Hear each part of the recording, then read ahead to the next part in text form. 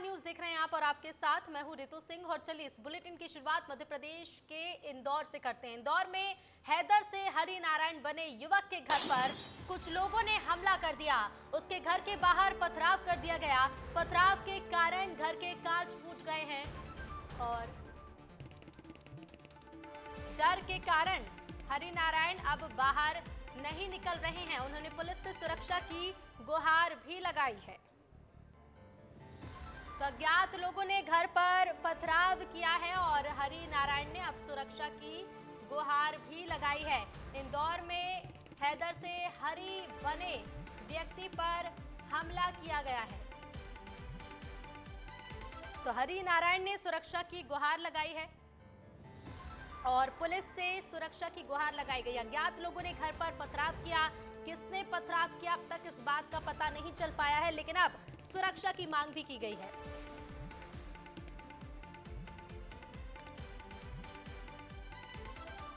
तो इंदौर से ये खबर सामने आई है।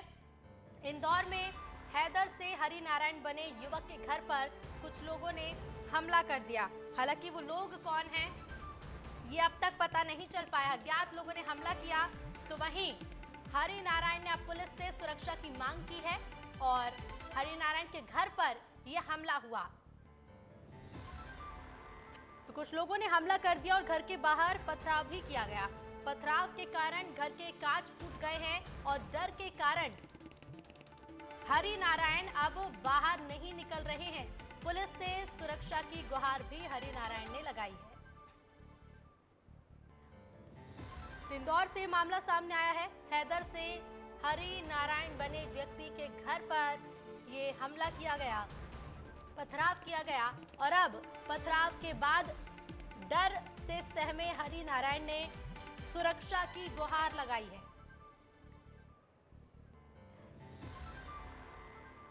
तो इंदौर से मामला सामने आया है। अज्ञात लोगों ने घर पर पथराव किया और इसी खबर पर और ज्यादा जानकारी के साथ इंदौर से हमारे संवाददाता पुनीत विजयवर्गीय जुड़ रहे हैं। पुनीत, क्या कुछ अब तक जांच में पता चला है, क्या जानकारी है?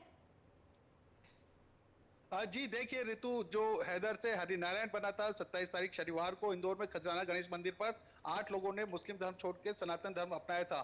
उनमें मुख्य तौर पर जो हैदर है वो हैदर की भूमिका बड़ी थी और उस हैदर के घर पर ही आज पथराव हुआ है। खजराना इलाके के रहने वाला है हैदर, जो हरि नारायण बने हैं, और हरि नारायण खजराना इलाके के ही रहने वाले हैं। जिस दिन उन्होंने धर्म परिवर्तन किया था उस दिन विस्तार न्यूज ने उनसे पूछा था कि क्या आपको इस तरह की आशंका है कि आपके आप पर हमला हो सकता है, आप पर हमला हो सकता है? जी, विस्तार न्यूज से चर्चा करते हुए बात कबूल की थी कि उन्हें आशंका है कि उनके घर पर या उन पर हमला हो सकता है और आज वही हुआ है ऋतु। उनके घर पर पथराव हुआ है। कुछ कट्टरपंथी लोग पहुंचे थे जिन्होंने पथराव किया और घर में तोड़फोड़ हुई है। जितने भी घर के बाहर कांच लगे थे वो सब फूट चुके हैं, जैसा कि हमारे तमाम दर्शक विजुअल्स में भी देख सकते हैं कि किस तरह से पथराव किया है। गनीमत यह रही कि कोई व्यक्ति चोटिल नहीं हुआ। जो हरि नारायण है वो मैरिड है, उनकी एक बच्ची भी है। उस समय घर पर कोई नहीं था, इस वजह से किसी को चोट नहीं आई। तो निश्चित तौर पर बड़ा सवाल खड़ा हुआ है क्योंकि पहले ही आशंका जता चुके थे कि उन पर हमला हो सकता है। अब उन्होंने पुलिस से सुरक्षा की गुहार लगाई है ऋतु। बिल्कुल, और सुरक्षा की गुहार तो पुनीत लगाई है। और जिस तरह से विस्तार न्यूज ने भी बातचीत की थी हरि नारायण से, उन्होंने कहा था, साफ कहा था कि हमला हो सकता है, ये अंदेशा भी जताया था। जो बाकी के लोग जिन्होंने जो उस दिन मौजूद थे जब हरि नारायण बने, उस समय उन लोगों का क्या कहना था? और इसके साथ ही ये भी बताइएगा कि पुलिस ने इस मामले में अब तक क्या जांच की है? देखिए, पुलिस ने आवेदन ले लिया है और जांच की बात कही है। अब पुलिस इलाके की सीसीटीवी फुटेज खंगाल रही है जिसमें नजर आ सके कि कौन वो लोग थे जो हरि नारायण के घर तक पहुंचे थे और जिन्होंने पथराव किया है। निश्चित तौर पर देखिए, कट्टरपंथी लोग हैं जो इस बात को बिल्कुल भी पसंद नहीं कर रहे कि इस्लाम धर्म छोड़कर सनातन धर्म अपनाया है। तो वो जो लोग हैं उन्होंने ही यह पथराव की घटना को अंजाम दिया है।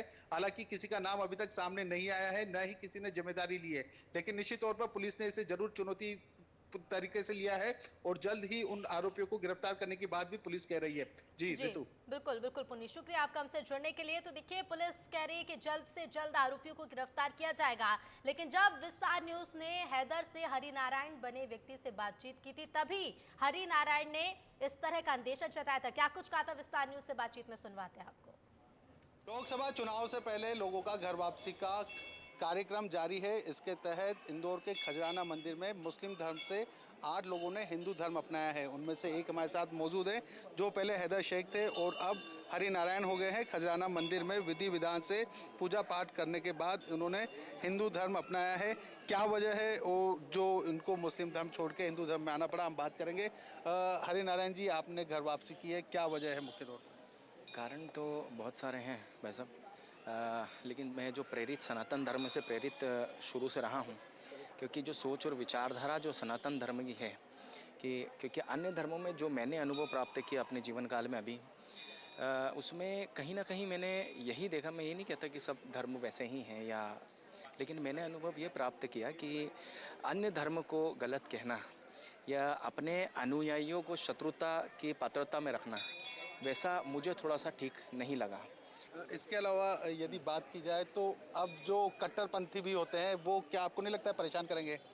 परेशान तो करेंगी, क्योंकि उनकी सोच और विचारधारा में कभी परिवर्तन तो आ नहीं सकता है कुछ लोगों की। तो वो तो है जो इस प्रकार की कृत्य जो समय समय पर करते आए हैं और करेंगे ही, लेकिन मैंने सच्चाई का रास्ता अपनाया है। उसमें जो भी मुश्किलों का सामना करना पड़ेगा मैं करूँगा। तो आप मूलतः खजराना को बिलोंग करते हैं जो कि सघन मुस्लिम एरिया है।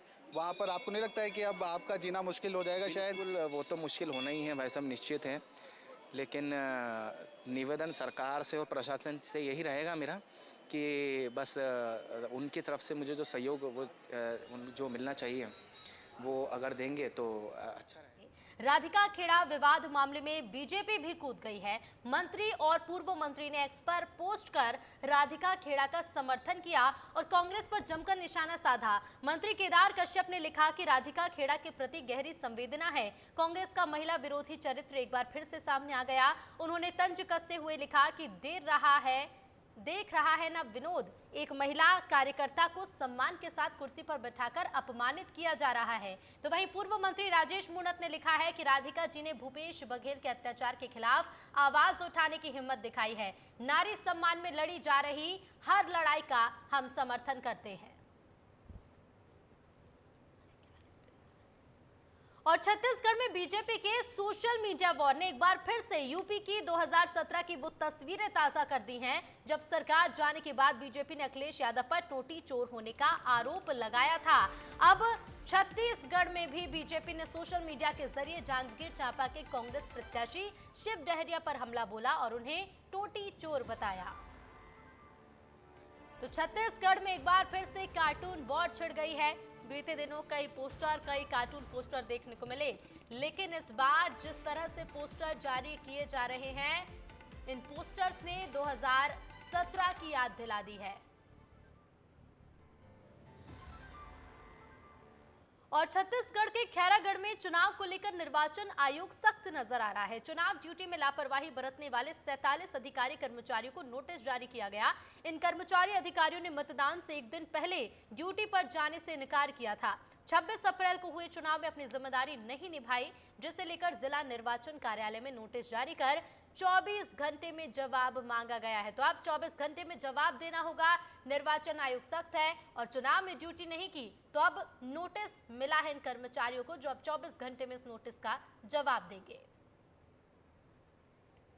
और इधर उमरिया में ट्रेन की चपेट में आने से 2 बच्चियों की मौत हो गई। बच्चियां रेलवे ट्रैक के पास मौजूद थीं और इसी दौरान ट्रेन आ गई और बच्चियां हादसे का शिकार हुईं। नौरोजाबाद थाने के सस्तरा गांव की घटना बताई जा रही है। तो वहीं सूचना मिलते ही पुलिस और जीआरपी की टीम मौके पर पहुंची और कार्रवाई की।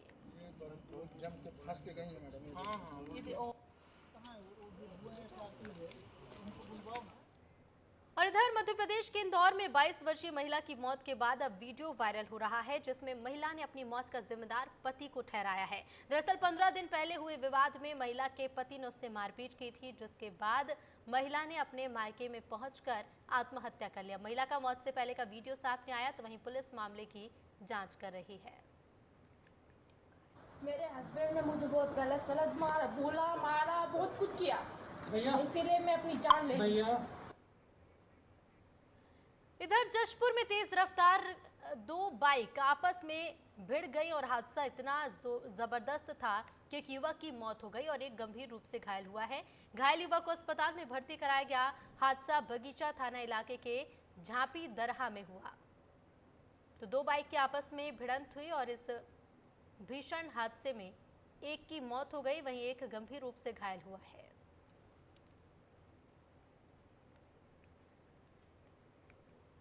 छत्तीसगढ़ में राधिका खेड़ा से दुर्व्यवहार का मामला अब तूल पकड़ता जा रहा है। राधिका खेड़ा ने ट्वीट कर पूर्व मुख्यमंत्री भूपेश बघेल और प्रियंका गांधी पर निशाना साधा। इस पूरे मामले पर विस्तार न्यूज संवाददाता ने उप मुख्यमंत्री अरुण साव से खास बातचीत की है। प्रियंका गांधी आज छत्तीसगढ़ दौरे पर आने वाली है, लेकिन उसके पहले राधिका खेड़ा ने एक ट्वीट करके कह दिया है कि लड़की हूं, लड़ सकती हूं। हमारे साथ बातचीत करने के लिए उप मुख्यमंत्री अरुण साव जी हैं। साव जी, ट्वीट को कैसे देख रहे हैं आप? ये दर्द है एक बेटी का जिसने कांग्रेस भवन में अपमान झेला है, दर्द झेला है। ये कांग्रेस पार्टी किस प्रकार से महिला विरोधी है और किस प्रकार से जिस पार्टी में भारतीय संस्कृति और परंपरा का पालन नहीं हो रहा है। हमारी संस्कृति और सभ्यता परंपरा में हर घर में हर जगह नारी सम्मान की परंपरा रही है, उसका पालन कांग्रेस पार्टी के कार्यालय में नहीं हो रहा है।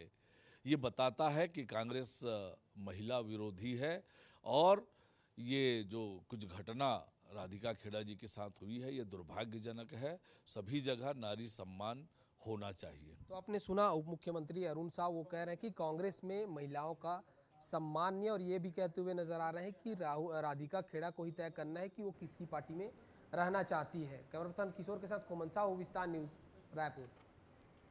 और आगे बढ़ेंगे, बात करेंगे जबलपुर की। मध्य प्रदेश में हुई बेमौसम बारिश और आंधी तूफान की वजह से इस साल आम की फसल को भारी नुकसान हुआ है। जबलपुर में आम की फसल लगभग बर्बाद हो चुकी है। किसानों का कहना है कि इस बार 30 से 40% पैदावार होना भी मुश्किल लग रहा है, क्योंकि हर 15 से 20 दिन में मौसम खराब है। तेज आंधी तूफान की वजह से आम के पेड़ों में लगे फल पकने से पहले ही टूट रहे हैं। विस्तार न्यूज संवाददाता दुर्गेश साहू ने आम के बगीचे का जायजा लिया और किसानों से बातचीत की।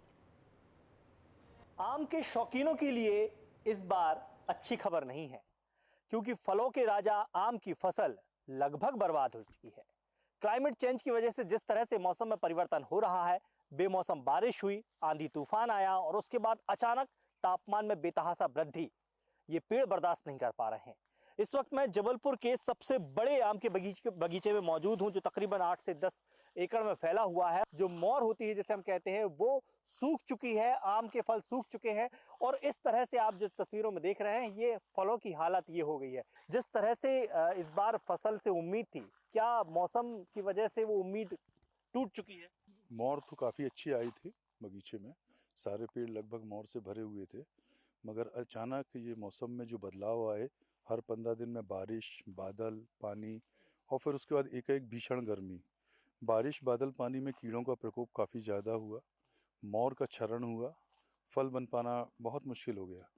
लेकिन उसके बाद भी जो फल बन पाए वो उनका झड़ना, जैसे आप बगीचे में दाएं बाएं देखेंगे तो आपको फल जी बिल्कुल बिल्कुल, बताइए। ये पूरे फल टपकते जा रहे हैं। आधी से ज़्यादा फसल कहीं आंधी में, कहीं ये टपकना, ये समझ नहीं पा रहे हैं हम लोग। और कीड़ों का प्रकोप, बादल होते हैं तो कीड़े काफ़ी ज़्यादा बढ़ जाते हैं। तो इस वर्ष का मौसम बहुत ही आम के लिए विपरीत परिस्थितियों का कहा जाएगा। बिल्कुल, क्योंकि पैदावार अगर कम होगी तो उसका असर बाजार में कीमतों पर भी साफ तौर पर दिखाई देगा। तो ये स्थिति हम देख रहे हैं इस समय कि पूरा जो आम का बगीचा है वो लगभग बर्बाद की कगार पर है और ये निश्चित तौर पर हम कह सकते हैं कि फलों का राजा आम इस बार ज़्यादा ही भाव खाएगा। तो निश्चित तौर पर इस बार जो शौकीन हैं आम खाने वाले, उनकी जेब भी ढीली होगी और उन्हें बाजार में उतने स्वादिष्ट आम नहीं मिल पाएंगे जितना हर साल वो उम्मीद करते हैं। कैमरामैन रविंद्र के साथ दुर्गेश कुमार, विस्तार। इंदौर के मदरलैंड स्कूल में छात्रा को हाथ में कलावा और तिलक न लगाने के मामले ने तूल पकड़ लिया है। छात्रा की मां ने इस मामले को लेकर बागेश्वर धाम के प्रमुख धीरेन्द्र शास्त्री से शिकायत भी की थी, जिसके बाद धीरेन्द्र शास्त्री नाराज हुए और कहा कि स्कूल भारत में चल रहा है या वेस्ट इंडीज में। मामले में विरोध जताते हुए करनी सेना के कार्यकर्ता मदरलैंड स्कूल पहुंचे और स्कूल संचालक को सख्त हिदायत दी थी। तो अब इस मामले को लेकर बागेश्वर धाम के पीठाधीश्वर पंडित धीरेन्द्र शास्त्री भी नाराज हुए हैं।